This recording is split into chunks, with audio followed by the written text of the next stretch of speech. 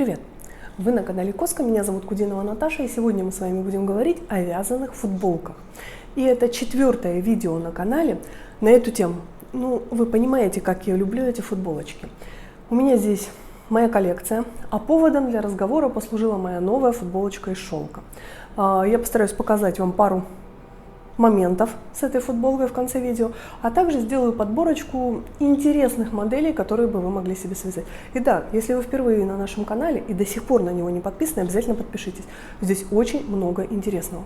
Говорят, это помогает привлекать подписчиков. Не знаю, проверим. Футболки из шелка. В этом сезоне я связала 3 штуки. И вы их можете увидеть в теме про шелк, которая была совсем недавно. Там их можно хорошенько рассмотреть. Но сегодня тоже вам покажу. Мы, как обычно, поговорим сначала о том, чего я себе связала, какие свойства материалов, о чем нужно подумать, если вы выбираете похожий материал, и когда вы выбираете материал, и чего лучше не делать, как избежать различных ошибок, чтобы футболку полюбить, и она долго служила в вашем гардеробе. А кроме 3 шелковых футболок у меня еще футболка из альпаки с собой, и есть тут футболка из мериноса пополам с буретным шелком, опять же, которая вот на демисезон. Вот сентябрь, вот он уже совсем не за горами, и такая штука нам точно нужна. Если у вас никогда не было футболки из пряжи с шелком, из 100% шелка, это отличное время, чтобы ее связать. Вы будете носить ее не только осенью или весной, вы будете носить ее круглогодично. Так, с чего, пожалуй, начнем? Начнем с любименького шелка. На мне сейчас футболка из ленточного шелка с нейлоном, небольшим процентом, кажется, 26% нейлона. Не очень помню, потому что этот материал был в магазине очень давно, и, честно говоря, на бобинах нет точной информации, поэтому я могу в процентах слегка ошибиться. Ленточка шириной около 8 мм. Я вязала от начала спицы 3,5, чтобы край был аккуратненький, не растягивался. Дальше плавный переход на 8. Переход где-то вот здесь заканчивается. Я разложу футболку, в конце видео покажу вам полностью конструктив, чтобы вы могли ее повторить. Все довольно просто. Что мне нравится в ленточках и в шелковых ленточках особенно? Во-первых, они меньше цепляются. Конечно, шелковые ленточки бывают разной фактуры, но очень редко встречаются те самые ленты. И лента — это не шнурок, это разные истории. Мы сейчас сразу про это проговорим. Ленты обычно менее зацепляются и дают интересную фактуру. Полотно такое живое, ну, как всегда, шелка. Ну и, в принципе, так как я адепт шелка и всегда вас за него агитирую, то это очередной раз. Расход около 170 грамм. Длина примерно до подвздошной косточки будет. К моменту, когда футболка сыграет, я ее надела просто вот 2-й раз, я в ней еще не ходила, потому что 8 это все-таки толсто. 8 это не на 30 градусов, это нужно понимать. Несмотря на то, что, ну, с одной стороны, 8 спица толстая, да и ленточка, в принципе, она же тоненькая, наверное, нормально будет, но полотно получается, ну, такое вот, по ощущениям, если бы мы вязали шерсть, это была бы 5 по ощущению полотна. Понимаете, о чем я? Ну вот на 8 так вот больше дырочек, больше свободы, воздуха внутри ленты, получается примерно такое ощущение от полотна. Что мы будем делать, как мы будем носить эту вещь? В принципе, с чем угодно. Вот как просто базовую, да, как верхнюю. То есть у нас там внизу какая-нибудь юбочка, джинсики, сверху у нас футболочка. Так она прекрасно под пиджаками себя чувствует. И ее носим круглогодично. Ну, в июле я, пожалуй, воздержусь от этой футболки. И черная, и на 8, толстое полотно, да. Шелковые футболки в этом году у меня целых 2. Ну, просто цвета я не удержалась. Это невозможно было сдержаться, конечно. Первое я вот такое свояла. Мой любимый реглан погон. Здесь у меня различные вариации сегодня реглан погона будут. Классика. Чуть-чуть подспущенная, удлиненная. Ну, чтобы побольше свободы здесь было. Подрез довольно немаленький, такой сантиметров 9. И чтобы она была посвободнее. Но нужно понимать, что любая шелковая вещь, сколько бы свободы вы ей не заложили, 20 сантиметров дополнительно в полотно, 30 сантиметров, то есть это как раз оверсайз, оно вас обнимет. Выглядеть это не будет как широкая вещь, если бы это была ткань. Оно вас обнимет и будет облегать. Облегать будет все. Но я бы не стала воздерживаться, несмотря на то, как вы относитесь к своей фигуре, потому что для меня всегда размер – это собственное отношение человека к себе. В плане того, что всем все можно носить, главное это органично сочетать, главное это, ну, в общем, шелк носим. Потому что мне иногда девчата пишут: у меня 48 или у меня 52, мне вот шелк был, ну вот не блестящий. Я в принципе понимаю, да, блестящая поверхность, она как бы визуально увеличивает. Можно это обыграть полосками, можно это еще как-то обыграть, а можно это никак не обыгрывать, а сделать какой-то контраст полотен, юбки и топа, например, или юбки и футболки, и это будет выглядеть органично и красиво.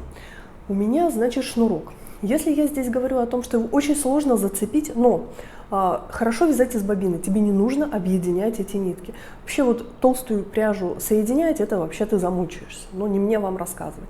Хорошо, когда у тебя шерстка, ты ее подсвалял и вяжешь себе спокойно, и у тебя вообще нет стыка. Если тебе приходится это связывать, вот шнурок его лучше сшивать, чтобы у тебя не было жесткого шва, ну то есть краешки взял, вытащил оттуда ниточку и один край с другим аккуратно сшил. Получается такое маленькая спаечка, и полотно, в полотне этого не видно. Завязать тоже вариант. Ну как бы вот здесь у меня под рукавами, например, петелька, да, когда я набираю на рукава, просто такая петелька, как под крючок воздушная первая, и маленький хвостик тоже можно спрятать. Ленточку можно спрятать, нормально это выглядит. Но если ты вяжешь из такой моточной пряжи, у тебя миллион узлов, но это вообще, я не знаю, моих нервов на это не хватает. Со шнурком шелковым это Малбери. Видите, какой он блестящий, какой он красивый. А значит, у нас точно будут зацепки. Я вообще не ношу сумку на такие футболки.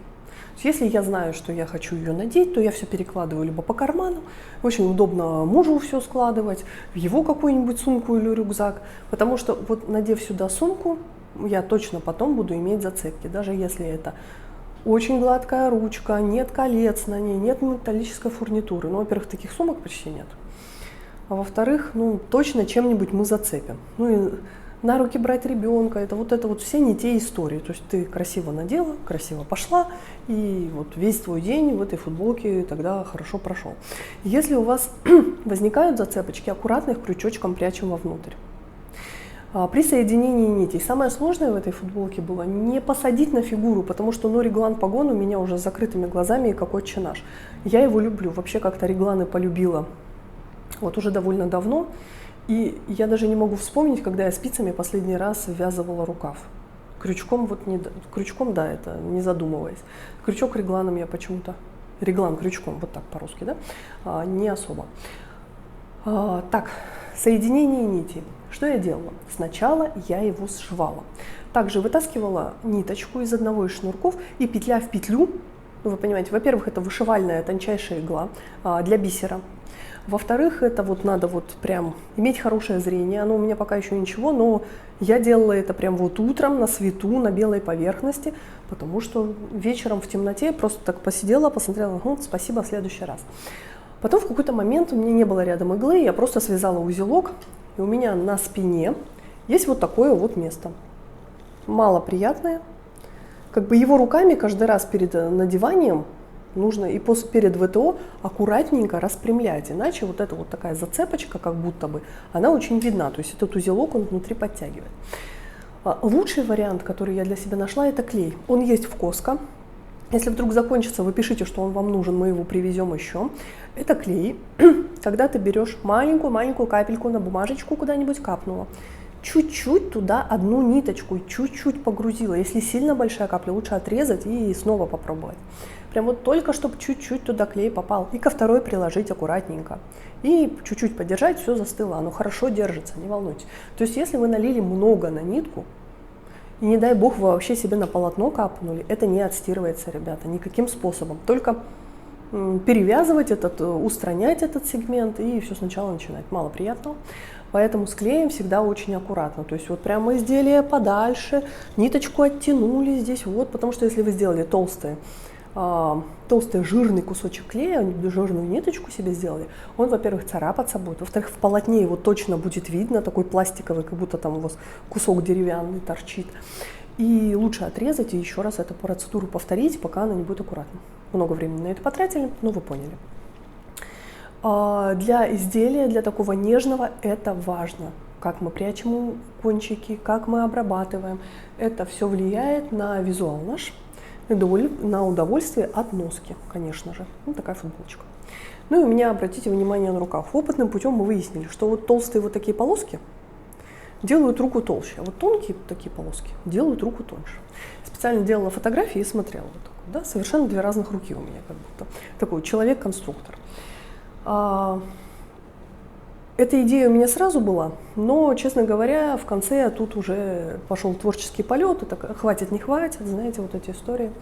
Потому что я себе, как всегда, впритык взяла. К моменту, когда я начала довязывать, уже в магазине все давно закончилось. Вторая шелковая футболка, тоже ее можно посмотреть на предыдущем видео о шелке. Ссылочку я вам дам. Если есть интерес ее рассмотреть, здесь тоже реглан погон, но другая история. Крупно покажу потом. Это мы вот здесь вот просто в 2 петли сводим, в каждой петле прибавка. И получается у нас вот такая вот, как будто из ткани вырезанная и сшитая по лекалу. Вот такое вот плечо, мне оно понравилось, оно вот так немножечко сюда опускается и такое, как на трикотажные магазинные футболки, как будто без рукава идет. Обязательно делаем вот здесь вот хотя бы несколько петелек подреза, чтобы у нас аккуратненький переход на полотно был. Но у меня задача была еще пошире изделие сделать.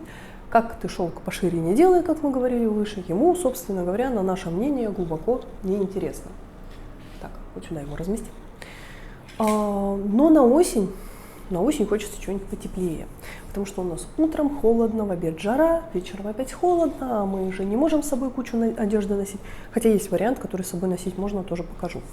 Футболочка довольно легкая, 170 грамм, у нас было 230 грамм этой пряжи, на машине ее наша Леночка мне связала, она довольно широкая, прям широкая, не короткая, и у нас еще осталось, мы так удивились, но мы знаем, что бобинная пряжа слабо расходуется при правильном вязании.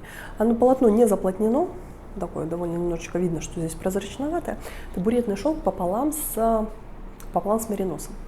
Вот это вот как раз когда на прохладцу. Какие плюсы у такого материала? Про шелк мы с вами все знаем. Он гигроскопичный, он хорошо терморегулирует. Что делает шерсть? В принципе, все то же самое, но она также хорошо впитывает в себя, но она создает вокруг нас, благодаря волоскам, такой вот кокон, такую капсулу, термокапсулу.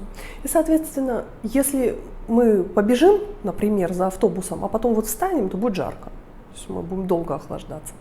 А если мы сидим себе спокойно работаем, то наша температура тела 36,6, 36,7 будет вот примерно там внутри нее сохраняться. Это комфортно и это не жарко. Есть люди, есть наши клиенты, которые примерно в таких составах ходят в июле, в Сибири, когда жара. Может быть, изделия немного потоньше, говорят, отлично, вот им не жарко, не холодно. Возможно, это индивидуальная особенность, но действительно приятное полотно. Можно связать такую же штуку из мериноса. У меня они были, в частности, крючком связаны, очень приятные штуки. О чем следует подумать, если вы вяжете из шерсти? Я люблю рукава такие не широкие. Здесь он, кстати, тоже не широкий. И тут вот тоже буду я сталкиваться с этим нюансом. Уверена, что под мышкой у нас с вами не только много действия происходит. То есть мы двигаем руками, вот у нас полотно трется. Плюс мы потеем, влага. Что нам это дает? Валенок нам это дает. Поэтому чем ниже мы спустим пройму, тем лучше мы убережем наше полотно от свайлачивания. Плюс в том, что если мы такое изделие, оно не жаркенькое, носим, приятно, но когда вот здесь у нас все подкатается, то как раз та зона, которая у нас отвечает с вами за терморегуляцию тела, то есть тело охлаждается под мышками, помогает нам, обо всем теле заботиться, влагу испаряет, то эта зона не будет так работать, нам будет все время жарко. Об этом стоит подумать. Были у меня прекраснейшие футболки, их тоже можно увидеть на канале, я рассказывала об этом, по-моему, в предыдущем видео.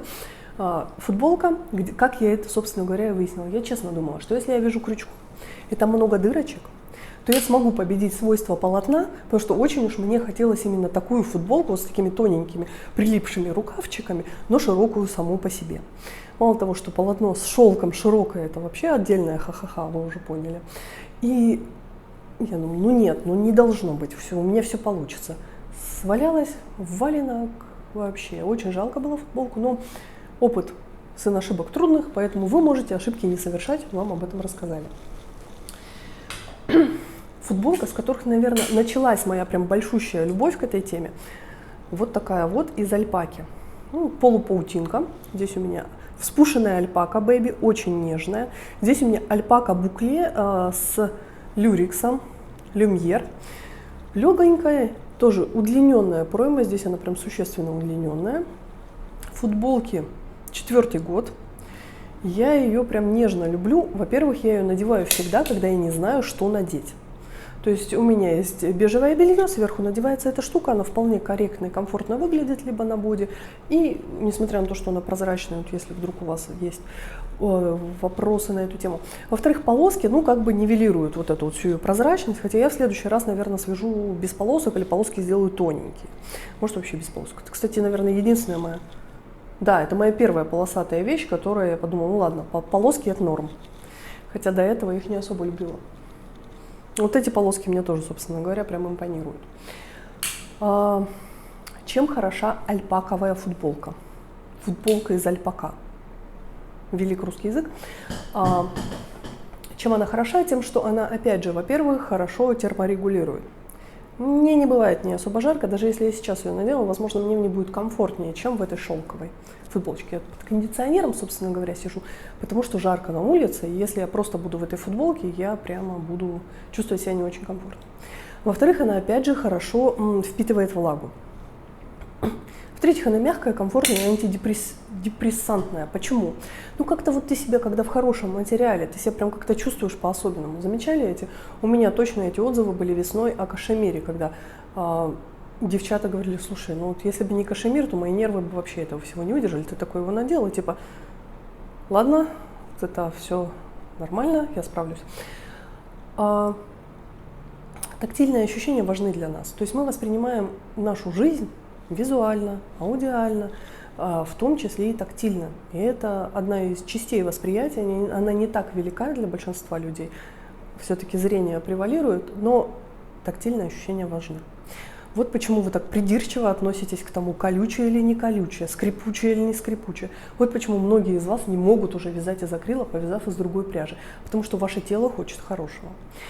Какие материалы мы еще можем использовать для футболок? Да, собственно говоря, любые. Но нужно понимать, если мы используем пряжу шерстяную и кардную, раскрывающуюся, то это будет футболка более теплая версия. То есть это будет как бы как свитер с коротким рукавом.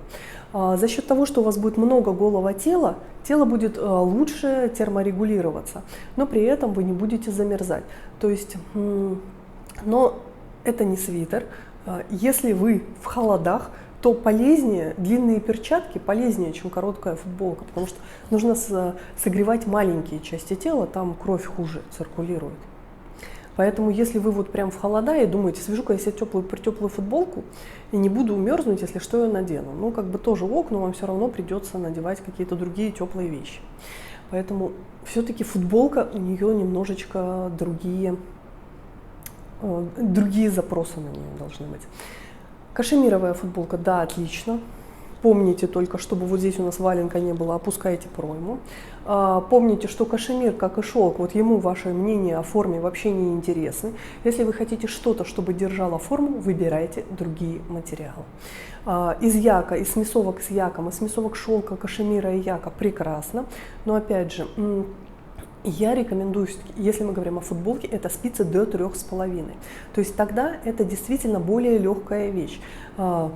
Вот это у меня альпака на 5, но понятно, она вся в дырочках. Все остальное, что мы сегодня видели, это примерно 3,5. Вот это вот примерный аналог 2,75. У нас есть прекрасная Оксана, которая вяжет на 1,75, на двойки, на 2,25 футболки. Но это прям вот просто такие нежнейшие изделия. Причем она утверждает, что это недолго. Мне кажется, что это бесконечно долго. Это целых 2 платья связать. Ну или одно, ну прям длинное. И с рукавами. И, возможно, с капюшоном. И точно с карманами. В общем, это куча времени. Для меня маленькие спицы — это вообще какой-то отдельные люди, какие-то вообще шедевральные золотники, которые могут с этим справляться. И у меня нервов не хватит на это. Я хочу получить результат. И даже не то, чтобы носить, я хочу точно видеть, как это полотно развивается, что-то повязалось, что-то произошло там, а не 2 сантиметра за весь день вязания. Скажите, пожалуйста, а как вот вы со спицами? Вот у вас как? У меня рабочий размер 3,5. Мне вот на 3,5, наверное, вот если взять, сложить все мои изделия, 99% будут связаны спицевые на нюх. Крючком, ну, как угодно, любой разброс. Тут к крючку это не относится. Что еще про материалы? Лен. Это совершеннолетняя история. Но совершеннолетняя история может быть и несовершеннолетней, если это смесовка.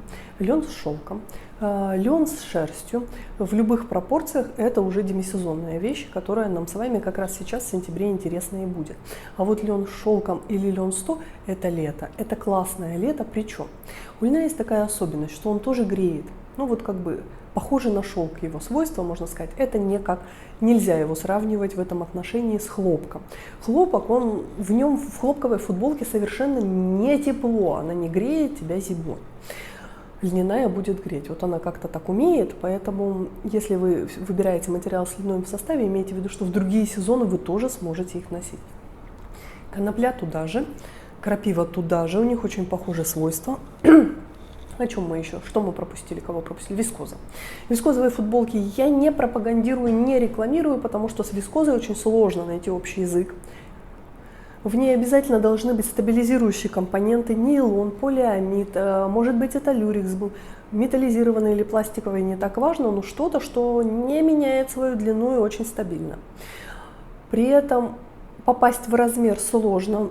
Работать с образцами сложно, потому что она меняется именно на теле. То есть образец ты отвязал, вроде бы все нормально, но потом, когда ты расчеты делаешь, у тебя почему-то там пройма вот здесь, и не футболка, а уже почти платье получилось, очень широкое.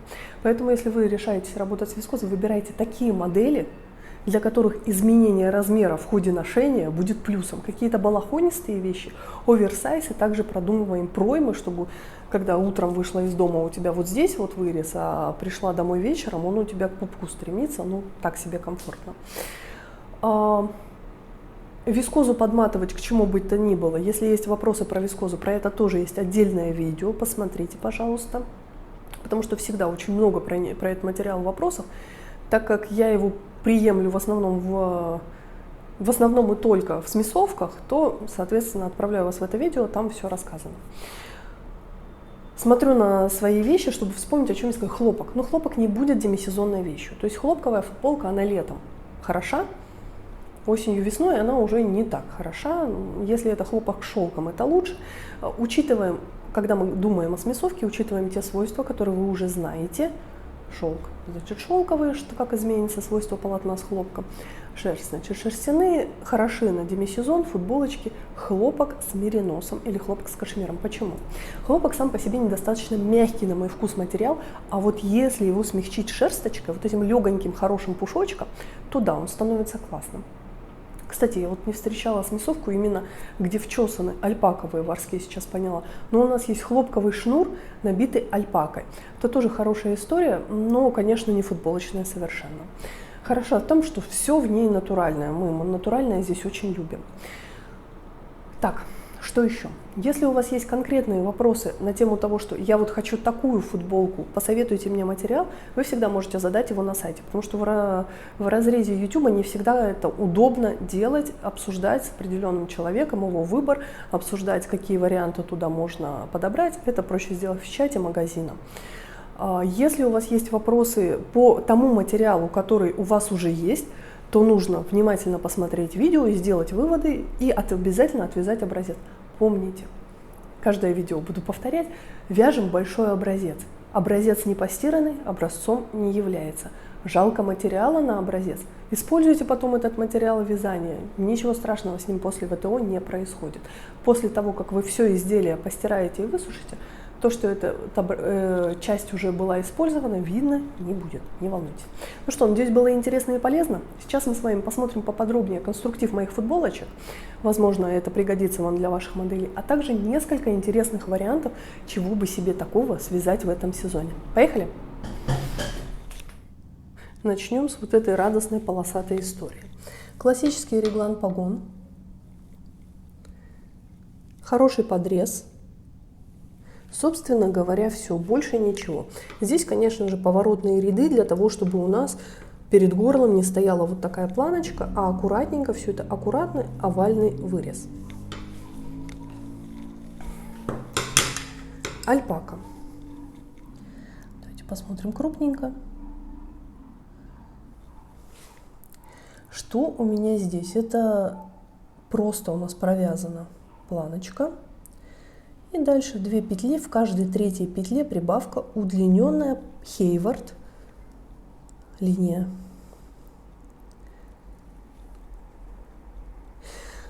Но альпака очень слабо держит резинку, плюс это почти локоть, то есть здесь много возникает напряжения на полотно, поэтому резинку здесь не ожидается вообще, она просто полосочки здесь есть. Вот такая вот. Она широкая. Примерно на 52 размер. Мне очень нравится ее носить и с брюками, и с юбками.